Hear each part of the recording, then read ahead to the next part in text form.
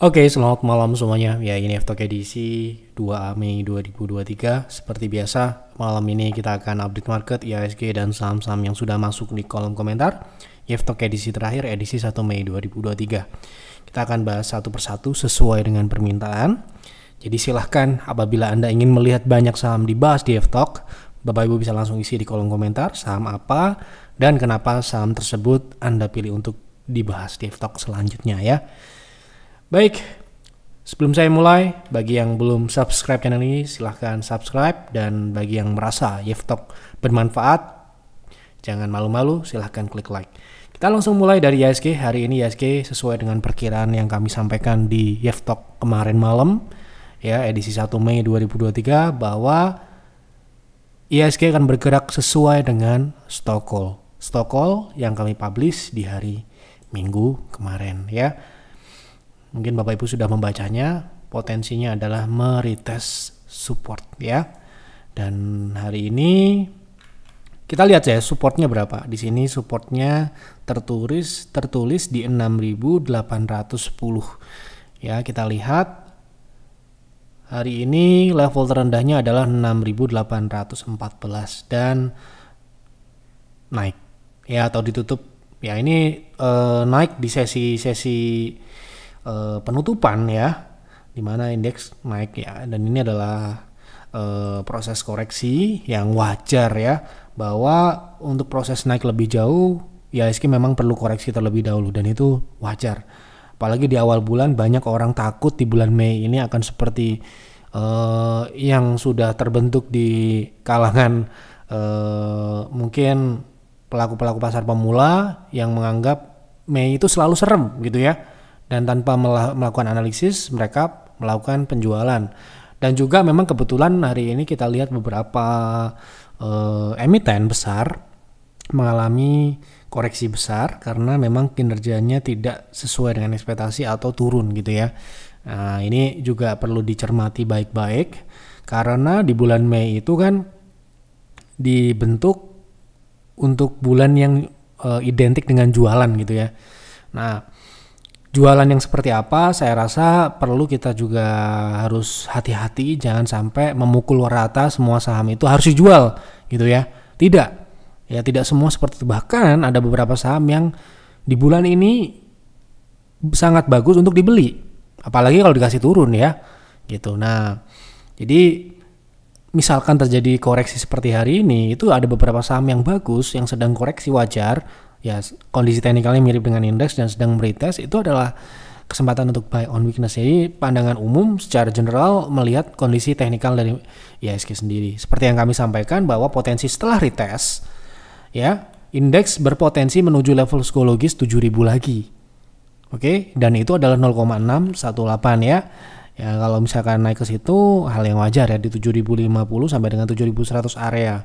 Jadi mumpung lagi koreksi, kita harus melihat-lihat mana saja saham-saham yang bisa di buy on weakness gitu ya. Oke. Jadi untuk IHSG saya rasa masih sama dengan apa yang kami sampaikan di stock call minggu ini. Kita langsung masuk ke pembahasan saham yang pertama. Pak, hari ini kan IHSG turun, kok NICL bisa naik ya? Mohon edukasinya. Ini salah satu saham yang hari ini justru mengalami kenaikan ketika IHSG melemah atau mengalami koreksi atau turun gitu ya. Nah, ini kalau misalkan kita lihat dari teknikalnya gitu ya. Nah, terakhir dia koreksinya di EMA 60 dan di 0,5 ya. Dan saham ini memang masih bisa dikatakan dalam koreksi yang wajar karena masih di atas EMA ya, dan mungkin ini masuki fase akhir dari uptrendnya sebelum dia akan koreksi dalam jangka pendek menengah. Tentu saja ini akan berpotensi membentuk wave C ya. Wave C ini yang paling tidak bisa kita harapkan untuk trading ya, yaitu dengan target di 320. Ini adalah target minimal, itu sejajar dengan resist sebelumnya. Resist sebelumnya adalah ini.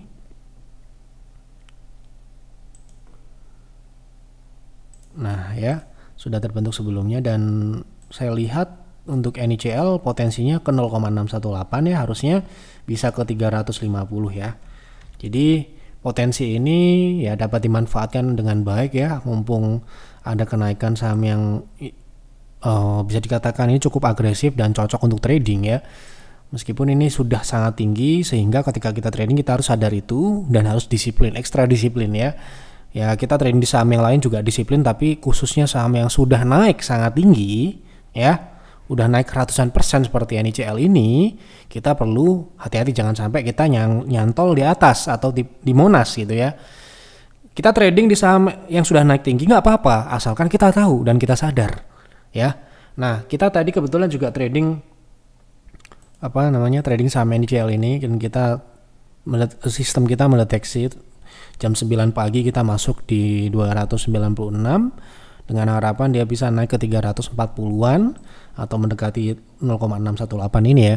Dan hari ini ya sudah lumayan bagus kenaikannya, penutupannya sudah di 306, sedikit lagi mungkin akan mencapai 0,3 di 300-an 18 atau 320 ya. Dan ya hari ini memang transaksinya mengalami peningkatan sedikit ya. Kita harapkan besok setelah break dari 0,3 NICL bisa terakselerasi ya, karena memang volume transaksinya ini menipis saat fase koreksi ini sedang berjalan. Ini wave A turun, dan ini sekarang ini masuk ke B naik ya, seperti itu. Oke, lanjut ya. Jadi kenapa kok NICL naik? Karena memang fase koreksinya sudah masuk ke fase koreksi wave naik ya, B. Oke. Minta proyeksi penurunan PTBA. Oke, PTBA. Ini salah satu saham yang hari ini menekan indeks ya, karena dia gap down dan ARB. Ini seperti ini ya. Untuk teknikalnya memang sangat wajar dia turun karena sudah mengalami swing naik cukup tinggi ini ya. Dan menurut saya penurunan ini penurunan yang sangat wajar, karena PTBA sendiri sebenarnya sudah melebihi target pullback ya, dimana target pullbacknya itu yang ideal itu di 4030. Makanya PTBA itu nyaris tidak bertahan di atas 4000. Dalam beberapa kali kesempatan dia menguji level 4000, dia drop turun ke bawah, dan yang terakhir dia akhir bulan April ya, pedangan terakhir itu mengalami kenaikan dan sempat bertahan di situ dan langsung dibanting di hari ini ya. Karena di situ adalah target jualnya atau target sell on strength dari PTBA ini. Seperti yang kami sampaikan, ini kita merujuk pada konsultasi salah satu member kami. Ini salah satu member kami konsultasi tanggal 4 April, di mana advisor menyarankan saat ini sudah di TP konsultasi sebelumnya. Jadi ini adalah target profit. Oke. Jadi kalau Anda mau beli itu konsultasikan dulu ya, jangan sampai Anda beli baru konsultasi. Nah ini kebetulan ini selalu konsultasi ya. Jadi di konsultasi sebelumnya TP atau target profit atau target pullback dari saham PTBA ini adalah level 4000 ke atas seperti yang kami sampaikan tadi. Sehingga ketika konsultasi tanggal 4 April ini harga sudah di atas 4000, tentu saja ya tidak kita rekomendasikan untuk beli. Ya itu bayangkan sejak tanggal 4. Ya kalau ada yang berani ya nggak apa-apa, tapi kalau kami tidak menyarankan untuk beli di harga di atas 4000 ya, karena kami melihat potensinya itu turun. Ini kurang jelas ya, koreksi di bawah, saya perbesar ya, 3800, atau saya coba ambilkan chartnya. Ini chartnya ini ya, valid ya, tanggal 4 April. Oke, tanggal 4 April 2023 harga di 4090 ya. Dan ini target turunnya warna biru ini di sini ada di 3650 sampai dengan 3560. Penutupan hari ini di 3860 ya. Jadi saya rasa tidak sulit untuk turun ke bawah 3700, dan pun kalaupun turun ke sana belum tentu kita rekomendasikan untuk beli. Kenapa? Di sini terbentuk lower high yang mana bisa jadi dia membentuk lower low juga. Dan lower low sebelumnya itu adalah gap 3270. Bayangkan kalau nyangkut di 4000 kemudian hold sampai dengan hari ini karena nggak bisa jualan, apalagi dibawa turun lanjut di bawah 3200, wah ya Itu ya. Jadi sekali lagi kalau kita beli, kalau Anda member, konsultasikan dulu. Jangan buru-buru, apalagi sahamnya memang sudah naik. Nah, ini bagus ya, harus konsultasi seperti ini. Ini berarti adalah konsultasi lanjutan sebelumnya ya. Gitu. Jadi ini adalah salah satu contoh Anda itu kalau jadi member nggak cuma dapat saham yang menarik untuk tradingkan, atau kalau Anda member peer-to-peer menarik untuk investasi, tetapi juga Anda bisa konsultasi saham-saham yang sekiranya Anda sedang lihat dan ingin Anda tradingkan, seperti itu. Oke, seperti itu ya. Jadi bagus, harus konsultasi dulu. Oke. Halo Pak Yev, izin tanya untuk HAJJ secara teknikal, apakah sudah bisa dibaca pergerakannya? Saya punya average 230-an 15 PV. Kapan waktu jual yang ideal? Kalau waktu, mohon maaf, kami mungkin belum bisa menjawabnya. Tetapi kalau target harganya secara teknikal, mungkin kita bisa jawab asalkan chartnya memang sudah bisa dibaca. Apakah TP sebagian atau jual langsung semuanya? Terima kasih Pak Yev, sehat selalu. Sama-sama Pak. Kita lihat ya, ini saham baru ya, jadi kita perlu melihat apakah saham ini sudah bisa dibaca atau belum. Ini daily, dan saham ini masih terus naik dan saya rasa belum ada tekanan jual dan indikasi untuk jualan. Jadi ya Anda bisa hold dengan proteksi ya. Kita coba lihat target, jangan sampai potensi upside lanjutannya nggak dapat ya, karena kalaupun dia turun ke 282 itu belum mematahkan tren naiknya.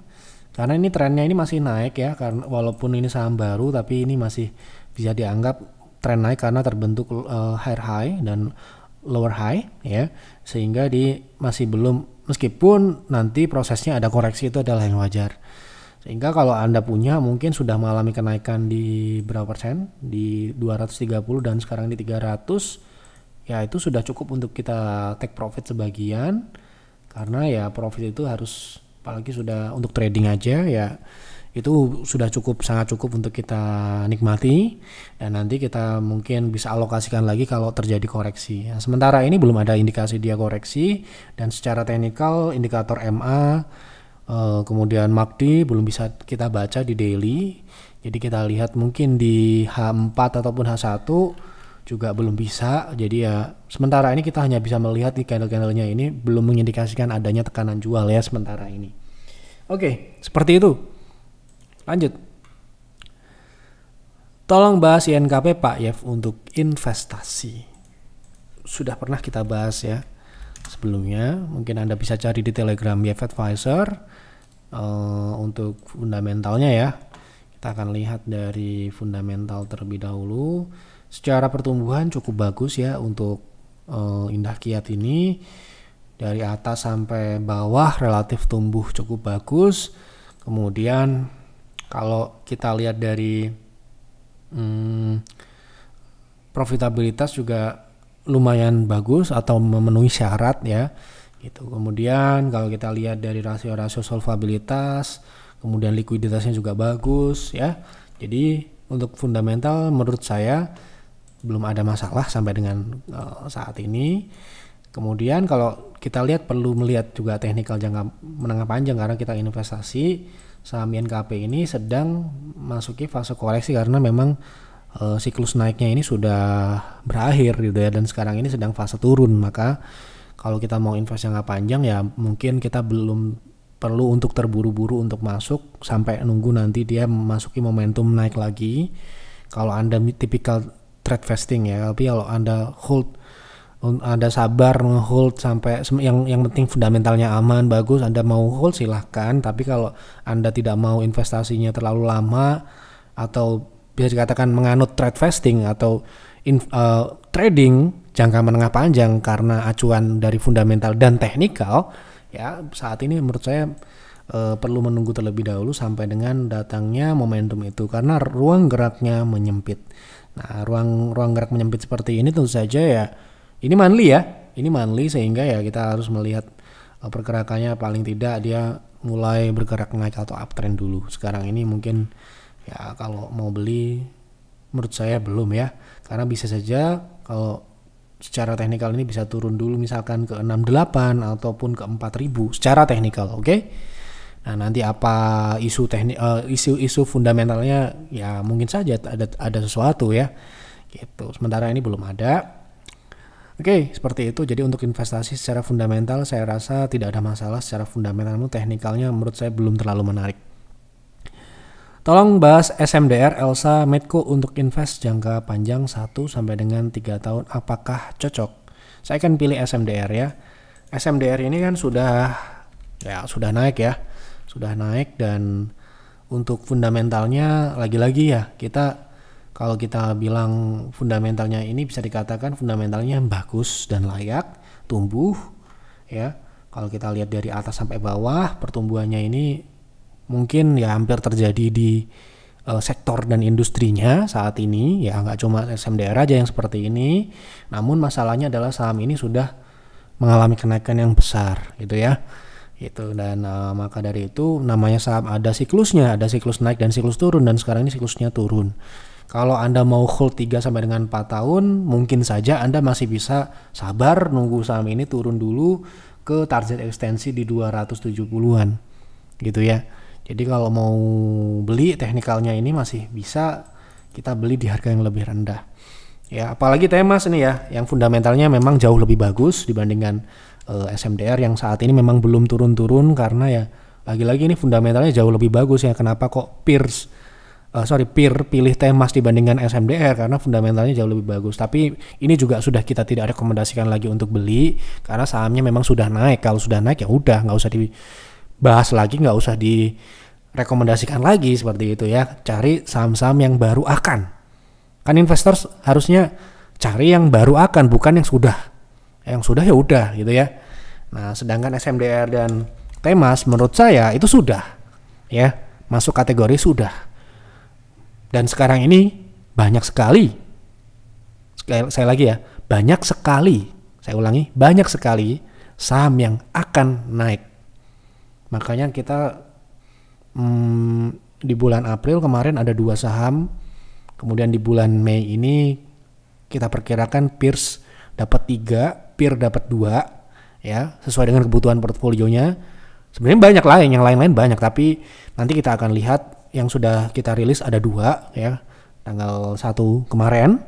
Ya, artinya apa? Artinya saham yang sudah seperti SMDR ini mungkin menjadi opsi secara fundamental, tetapi secara teknikal karena kita menggunakan trade vesting atau menggunakan acuan teknikal untuk menentukan kita masuk atau tidak, ya tentu saja ini sudah tidak masuk secara teknikal untuk saat ini. Ya mungkin dia turun ke 270 tahun depan atau 2 tahun lagi, kemudian dia membentuk pola yang bagus untuk naik uptrend lagi, ya kita akan pertimbangkan itu ya. Tetapi lagi-lagi ya kita harus memilih mana yang sekarang ini ya kita prioritaskan gitu ya, karena kan kita nggak butuh banyak-banyak saham ya, seperti itu. Ini cara sudut pandang saya, ingin saya share di Yeftalk ini supaya Bapak Ibu juga bisa memahami cara saya menjawab.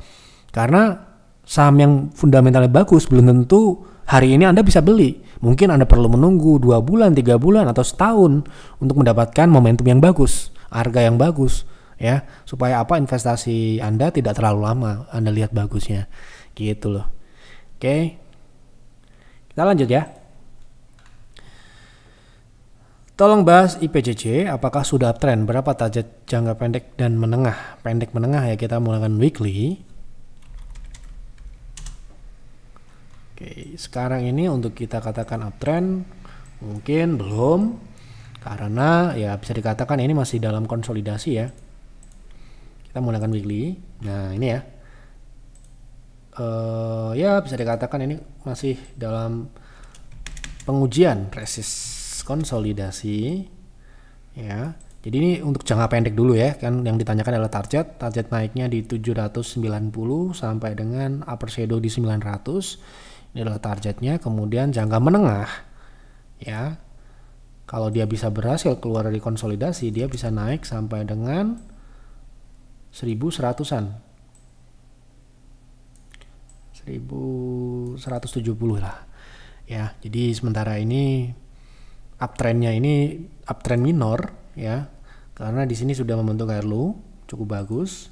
Artinya ini mengindikasikan potensi untuk pengujian resist di 800-an, 780 sampai dengan 900 ya, seperti itu. Oke. Tolong view untuk agro ada posisi di 388, targetnya kira-kira berapa? Oke, kita lihat target teknikal ya. Berarti untuk trading kita menggunakan daily.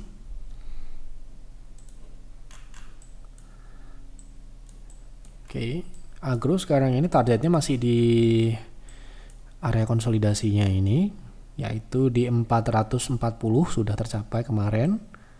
Punya modal di 388 ya. Berarti ya sudah untung ya. Kalau saya mungkin akan take profit dulu di 388, berarti sudah profit berapa persen?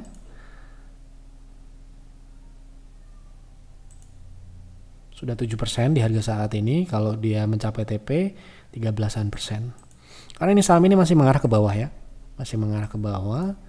Dan kalau pullbacknya ini sudah selesai, dia akan lanjut turun ke bawah sini. Ada target di 300 ke bawah ya untuk agro, karena sedikit ya, kita nggak akan bahas yang lain deh ya, pokoknya itu ya targetnya sesuai dengan pertanyaan aja, nanti takut melebar. Sebenarnya agro ini ada pembahasan yang lain ya, isu fundamentalnya, tapi nggak ada pertanyaan, saya nggak akan bahas itu. Lagi-lagi kita akan hanya bahas apa yang ditanyakan di kolom komentar.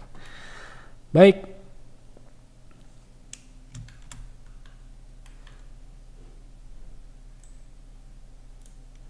ASA apa nih? Saham ASA naik secara teknikal cukup menarik untuk jangka pendek. Ini pertanyaan atau bagaimana ya? Saham ASA secara teknikal cukup menarik untuk jangka pendek. Oh, coba kita lihat ASA.